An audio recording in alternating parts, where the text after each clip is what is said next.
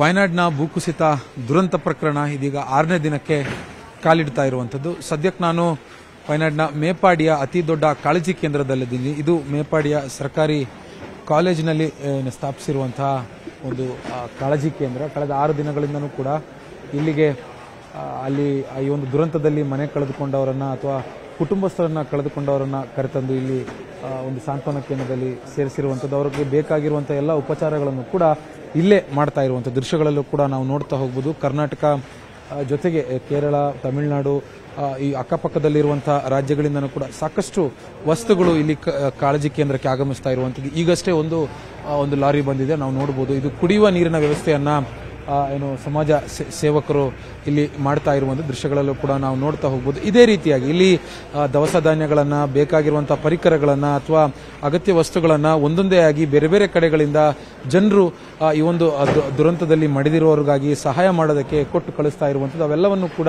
ವಯನಾಡ್ನ ಜಿಲ್ಲಾಡಳಿತ ಒಂದು ಕಡೆ ಸೇರಿಸಿ ಅದನ್ನ ಸಮರ್ಪಕವಾಗಿ ಎಲ್ಲಾ ಕಾಳಜಿ ಕೇಂದ್ರಗಳಿಗೆ ಮತ್ತೆ ಅಲ್ಲಿ ರಕ್ಷಣಾ ಸಿಬ್ಬಂದಿಗಳು ಏನು ರಕ್ಷಣಾ ಕಾರ್ಯಾಚರಣೆ ಮಾಡ್ತಾ ಇದ್ದಾರೆ ಅವರಿಗೆ ತಲುಪಿಸುವಂತ ಕೆಲಸವನ್ನ ಮಾಡ್ತಾ ಇದ್ದಾರೆ. ಜೊತೆಗೆ ಇಲ್ಲಿ ಏನು ನೀವು ಹುಡುಗರನ್ನು ನೋಡ್ತಾ ಇದ್ದೀರಿ, ಇವರೆಲ್ಲರೂ ಕೂಡ ಸ್ವಯಂ ಇದರಿಂದ ಸ್ವಯಂ ಸೇವಕರಾಗಿ ಕೆಲಸ ಮಾಡೋದಕ್ಕೆ ಇದೇ ರಾಜ್ಯದ ಕೇರಳದ ಬೇರೆ ಬೇರೆ ಜಿಲ್ಲೆಗಳಿಂದ ಬಂದಿರುವಂತವರು ನಾವು ದೃಶ್ಯಗಳಲ್ಲೂ ಕೂಡ ನೋಡ್ತಾ ಹೋಗಬಹುದು. ಕಳೆದ 5 ದಿನಗಳಿಂದ ಇದೇ ಮಾದರಿಯಲ್ಲಿ ಇಲ್ಲಿ ರಕ್ಷಣಾ ಕಾರ್ಯಾಚರಣೆ ಮತ್ತು ಕಾಳಜಿ ಕೇಂದ್ರದಲ್ಲಿ ಬೇಕಾಗಿರುವಂತಹ ಅಗತ್ಯ ವಸ್ತುಗಳನ್ನ ಪೂರೈಕೆ ಮಾಡ್ತಾ ಇರುವಂತದ್ದು. ಒಂದೊಂದೇ ಆಗಿ ತಂದು ಇಲ್ಲಿ ಬೇಕಾಗಿರುವಂತಹ ದವಸ ಧಾನ್ಯಗಳನ್ನ, ತರಕಾರಿಗಳನ್ನ ಎಲ್ಲವನ್ನು ಕೂಡ ಇಲ್ಲಿ ಕೊಡ್ತಾ ಇರುವಂತದ್ದು. ಒಂದು ಕೊಠಡಿ ತುಂಬಾ ಇದೇ ರೀತಿಯಾಗಿ ಹಣ್ಣುಗಳನ್ನ, ತರಕಾರಿ, ಇಲ್ಲಿಗೆ ಬೇಕಾಗಿರುವಂತಹ ಆಹಾರ ಪದಾರ್ಥಗಳನ್ನ ತಂದು ಇಲ್ಲಿ ಒಂದ್ ಕಡೆ ಶೇಖರಿಸಿಡುವಂತದ್ದು. ಮತ್ತೆ ಇಲ್ಲಿಂದ ಅಗತ್ಯಕ್ಕೆ ತಕ್ಕಂತೆ ಇಲ್ಲೇ ಇದರ ಜೊತೆಗೆ ನಿರ್ಮಿಸಿರುವಂತಹ 16 ಕಾಳಜಿ ಕೇಂದ್ರಗಳಿಗೆ ಇಲ್ಲಿಂದ ಸರಬರಾಜು ಮಾಡುವಂತ ವ್ಯವಸ್ಥೆಯನ್ನ ಇಲ್ಲಿ ಮಾಡ್ತಾ ಇದ್ದಾರೆ. ಪ್ರತಿದಿನ ಪ್ರತಿ ಕ್ಷಣ ಇದೇ ರೀತಿಯಾಗಿ ವಸ್ತುಗಳನ್ನ, ಮುಖ್ಯವಾಗಿ ಕುಡಿಯುವ ನೀರು, ಆಹಾರ ಪದಾರ್ಥಗಳು ಮತ್ತೆ ಇಲ್ಲಿ ನಿರಾಶ್ರಿತರಾಗಿರುವಂತವರಿಗೆ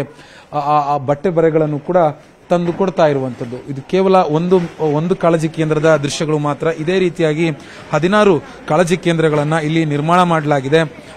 ಈಗಾಗಲೇ ಈ ಒಂದು ಕಾಳಜಿ ಕೇಂದ್ರದಲ್ಲಿ ಸುಮಾರು 87ಕ್ಕೂ ಅಧಿಕ ಕುಟುಂಬ ನಿರಾಶ್ರಿತರಾಗಿ ಇಲ್ಲಿ ಆಶ್ರಯವನ್ನ ಪಡೆದುಕೊಳ್ತಾ ಇರುವಂತದ್ದು. ಸುಮಾರು 533 ಜನರಿದ್ದಾರೆ. ಈ ಪೈಕಿ 197 ಮಹಿಳೆಯರಿದ್ದಾರೆ. ಜೊತೆಗೆ 94 ಮಕ್ಕಳು ಕೂಡ ಇಲ್ಲಿ ಆಶ್ರಯವನ್ನ ಪಡಿತಾ ಇರುವಂತದ್ದು. ಒಟ್ಟಾರೆ ಈ ಒಂದು ದುರಂತ ಏನಿದೆ, ದುರಂತ ಮತ್ತಷ್ಟು ತೀವ್ರ ರೀತಿಯಲ್ಲಿ ಇವರನ್ನ ಕಾಡ್ತಾ ಇರುವಂತದ್ದು. ಇವತ್ತು 6ನೇ ದಿನದ ಕಾರ್ಯಾಚರಣೆ. ನಿನ್ನೆ ದೆಹಲಿಯಿಂದ ಒಂದು ರೆಡಾರ್ ತಂತ್ರಜ್ಞಾನವನ್ನ ಬಳಸಿಕೊಂಡು ಕಾರ್ಯಾಚರಣೆಯನ್ನ ಮಾಡೋದಕ್ಕೆ ಒಂದು ತಂಡ ಬಂದಿತ್ತು. ಇವತ್ತು ಅವರು ಗ್ರೌಂಡ್ ಫೀಲ್ಡ್ಗೆ ಇಳಿದು ಆ ರೆಡಾರ್ ಅನ್ನ ಬಳಸಿಕೊಂಡು ಮತ್ತಷ್ಟು ಮೃತದೇಹಗಳನ್ನ ಪತ್ತೆ ಮಾಡೋದಕ್ಕೆ ಮುಂದಾಗ್ತಾ ಇದ್ದಾರೆ. ವಯನಾಡಿನಿಂದ ಕ್ಯಾಮರಾ ಪರ್ಸನ್ ಯೋಗೀಶ್ವರ ಜೊತೆ ಅಶಿಕ್ ಮುಲ್ಕಿ, ನ್ಯೂಸ್ 18.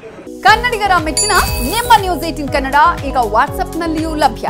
ಕರ್ನಾಟಕ ಮತ್ತು ದೇಶ ವಿದೇಶದ 360 ಡಿಗ್ರಿ ಸುದ್ದಿ ವಿವರವನ್ನ ನೀವು ನಿಮ್ಮ ಕೈ ಬೆರಳುಗಳಲ್ಲಿಯೇ ಪಡೆಯೋದಿಕ್ಕೆ ಈ QR ಕೋಡ್ ಅನ್ನ ಸ್ಕ್ಯಾನ್ ಮಾಡಿ.